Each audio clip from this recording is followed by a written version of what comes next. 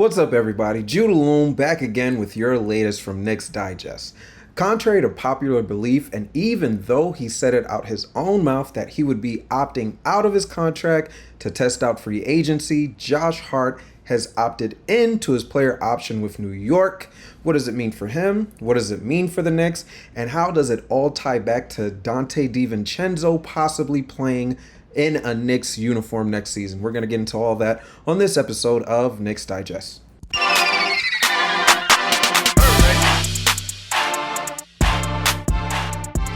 What's up, everybody? Thank you so much for tuning in. We really appreciate your support. Please, if you haven't already, go ahead and hit that subscribe button. It really goes a long way for us, and it helps us to continue providing you with all the latest Knicks information that we possibly can. Once again, we appreciate your support. Please, if you haven't, hit that subscribe button. Let's get into today's topic. Josh Hart opts into his contract with the Knicks for $12.96 million. So, again, even out of his own mouth, he said it that he would be opting out of his contract. Everybody believed that he would be doing that because $12.96 million, he felt, and I'm pretty sure everyone agrees, he would get a lot more money in free agency. So it may come off as confusing as to why he would opt out of his deal, right? Because it's clear that he would be leaving money on the table by signing up for another season at 12.96.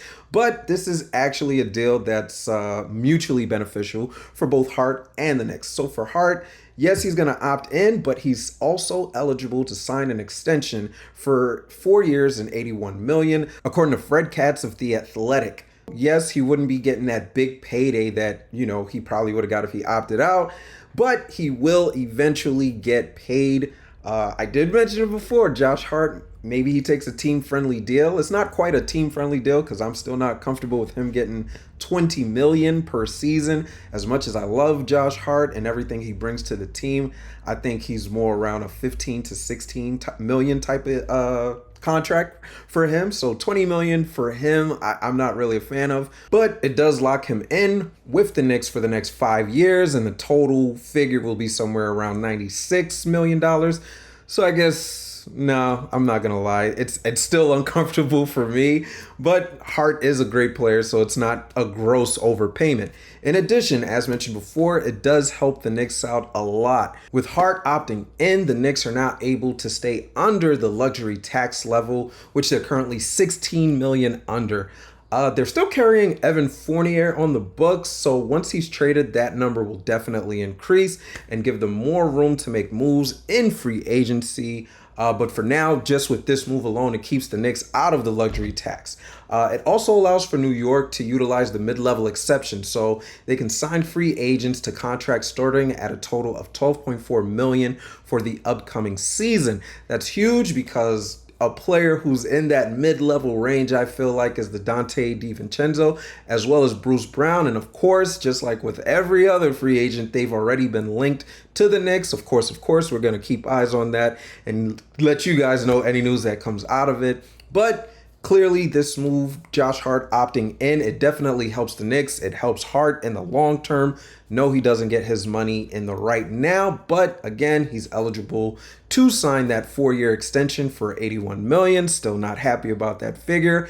And again, the Knicks are able to stay under the luxury tax, and they're able to now use that mid-level exception to attract other free agents. So this is a win-win deal for both sides on this, Josh Hart and the New York Knicks. But perhaps the biggest impact from Hart opting into his player option would be how likely it makes it that Donte DiVincenzo does in fact sign with the New York Knicks for the upcoming season, and who knows how far beyond that. But definitely from a number of sources, DiVincenzo has been linked to the Knicks. According to Michael Soto of Hoops Hype, he has indicated to the Warriors already that he does plan to play elsewhere, and New York is absolutely one of those teams where he has to play. We've mentioned it before on Knicks Digest as well, how Josh Hart has been, kind of recruiting him for a long time now to come with him and play in New York. Not only that, he went to Villanova, so he's very familiar and already has that chemistry,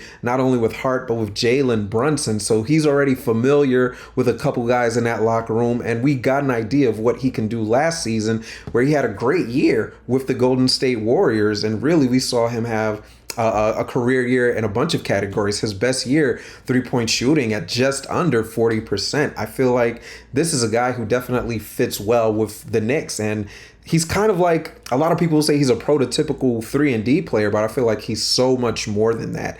He brings that energy just like Hart brings. You know, I kind of almost want to say him and Hart are very, very similar players. Like, he brings you the 3-point shooting, of course, capable defender, 3-and-D, obviously, but he also has that playmaking ability. For every 36 minutes, he was averaging about 5 assists per game. So that's definitely a welcome sight for the Knicks, who, you know, their leader in assists was Jalen Brunson, and he was only bringing about 6 assists per game in, you know, whatever amount of time he was playing.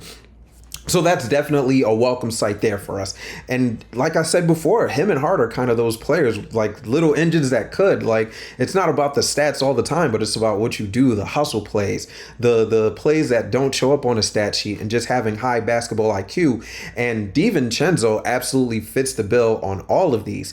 To make it even better, it's like, he wants to get paid more money, but he was coming from Golden State, where he signed a 2-year deal at about 4.6 per year. So he could double his salary, come to the Knicks, and we're here with a mid-level exception that's going to give us up to $12.4 million that we can pay to him. So it's like, we're not going to break the bank to get his services, but at the same time, it's like his services would very, very much be appreciated in New York. And I feel like this is another player that Tibbs would absolutely love. Again, just like Josh Hart, gonna give you his energy night in, night out. And Tibbs, again, the defensive coach, he's going to love having DiVincenzo to roll out and have another person who can literally take away your best point guard, your best shooting guard, and you don't have to worry about him for the duration of the game.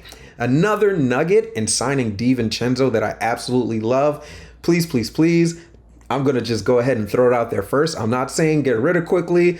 I'm not saying replace Quickly with DiVincenzo.